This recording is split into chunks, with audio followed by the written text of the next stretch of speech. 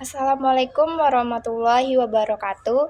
Perkenalkan, nama saya Nesa Vivi Andora dengan NIM 85629953 kelas 1B dengan prodi PGSD, mata kuliah pembelajaran berwawasan kemasyarakatan.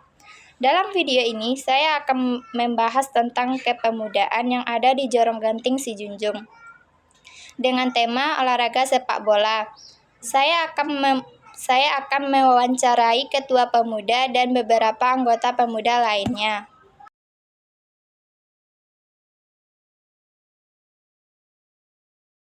Assalamualaikum warahmatullahi wabarakatuh, Pak. Assalamualaikum warahmatullahi wabarakatuh. Perkenalkan, Pak, kami dari mahasiswa UT Prodi PGSD semester 1 dari kelas 1B kelompok 5. Tujuan kami ke sini untuk mewawancarai Bapak dengan tema program pembinaan dan peningkatan partisipasi pemuda. Apakah Bapak bersedia meluangkan sedikit waktu untuk kami? Bersedia. Baik, Pak, sebelum kita mulai wawancaranya, perkenalkan, nama saya Nitya Lupa. Nama saya Mutiara Kusnia. Nama saya Nur Aisyah. Saya Nur Sana. Saya Mizatul Fadila. Saya Nisa Syahara. Dan kalau boleh tahu dengan Bapak kita berbicara. Nama Bapak Dede Agus Manti. Baik, Pak.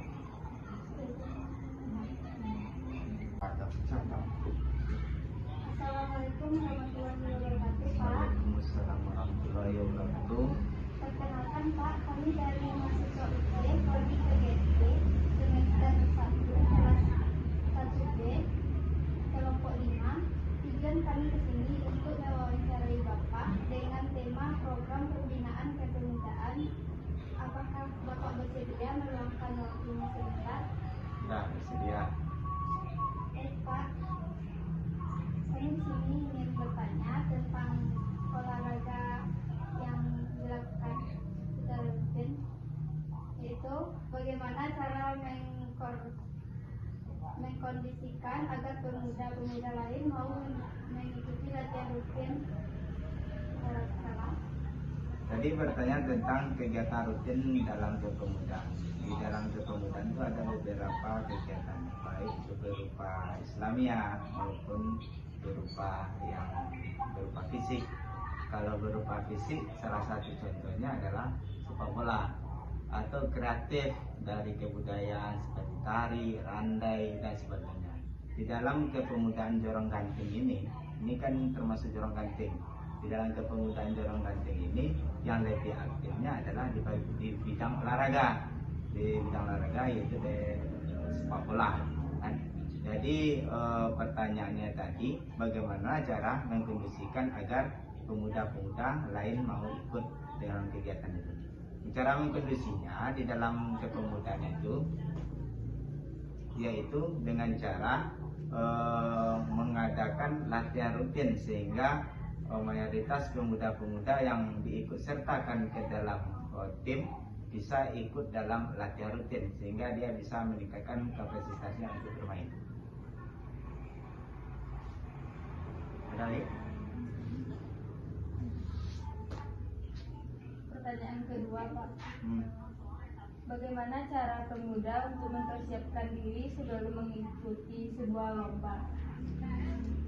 Kalau cara pemuda untuk mengikuti sebuah lomba itu kebanyakan hanya mempersiapkan kondisi timnya. Sekarang kita kan berbicara tentang kegiatan pramuka tentang olahraga, kegiatan pemuda tentang olahraga. Jadi kita ambil sepak bola tadi contohnya. Jadi caranya dengan memberi suatu hari atau suatu kerutinan bagi peserta atau pemuda-pemuda yang lainnya untuk ikut latihan dengan rutin. Kedisiplinan waktu latihan itu untuk mempersiapkan diri mengikuti lomba.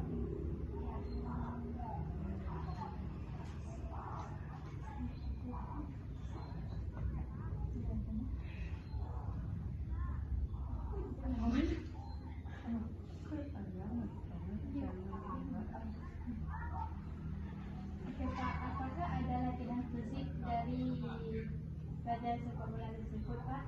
Rangkaian di dalam latihan sepak bola ada beberapa.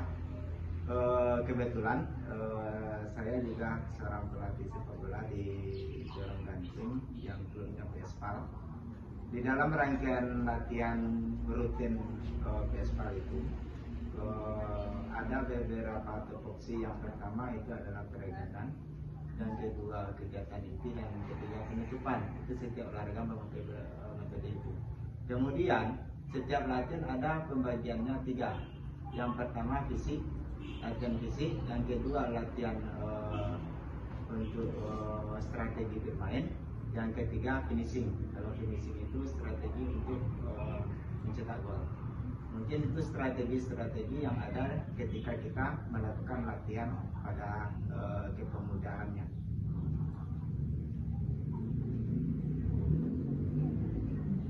Baik Pak, pertanyaan ketiga, prestasi apa saja yang pernah diraih oleh pemuda Jorong Ganting? Kalau masalah prestasi,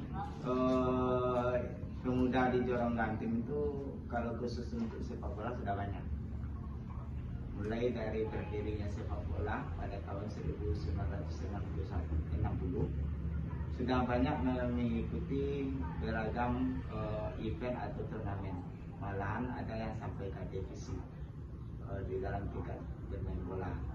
Ada yang juara 1, juara umum, dan juara 3, juara 2. Tiap mengikuti turnamen beranjak dari sebelum tahun 2013 itu klub sepak bola PSPAL itu tiap tahunnya menjuarai turnamen. Tetapi dari tahun 2013 sampai sekarang mungkin evaluasi bagi kami dari tim banyak keteladaran masalah latihan kurang maksimal mungkin, sehingga kami banyak yang tidak mendapat kejuaraan waktu turnamen belakang hari ini.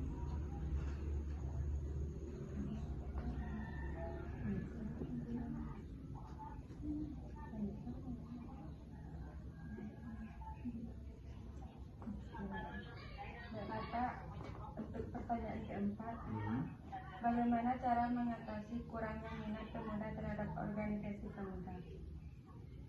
Cara mengurangi minat tentang organisasi pemuda yaitu dengan cara mungkin dalam satu fase latihan itu mungkin peserta kepemudaan atau peserta latihan itu jenuh latihan.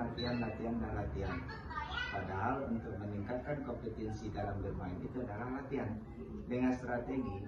Kalau dalam satu minggu itu latihan 3 kali dalam seminggu, sehingga kami bisa meningkatkan minat pemuda-pemuda yang ada di Jorong Ganting ini dengan cara selama 1 bulan kita bisa mengadakan tur ke luar daerah atau mengadakan silaturahmi dengan klub lainnya, sehingga organisasi sepak bola yang ada di Jorong Ganting, Pak. Baiklah, Pak jelaskan organisasi yang ada di Jorong Ganting. Yang pertama sekali bola kaki, nama klubnya PSPAL, dan seterusnya olahraga jenisnya yang ada di Jorong Ganting ini. Yang pertama bola kaki, bola voli, takraw, dan badminton. Cuma yang sering diselenggarakan hanyalah bola kaki. Bola kaki ini dikasih nama dari zaman dahulu, dari zaman nenek moyang kami. Yang pertama sekali Aur Layang Cup namanya. Sudah diganti pada tahun 80-an diberi nama PSPAL. Jadi PSPAL itu terdiri, ada unsur organisasinya di dalam, ketuanya, wakilnya, bendara, dan seterusnya ada seksi-seksinya di bawahnya.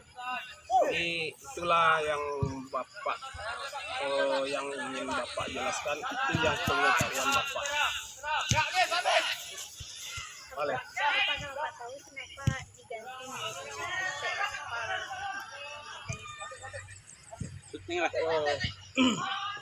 Nama unsur lapangan ini kan Pasti, Pak. padang layang-layang. Diberi nama Pespal jadi Persatuan Sepak Bola Padang Layang-Layang.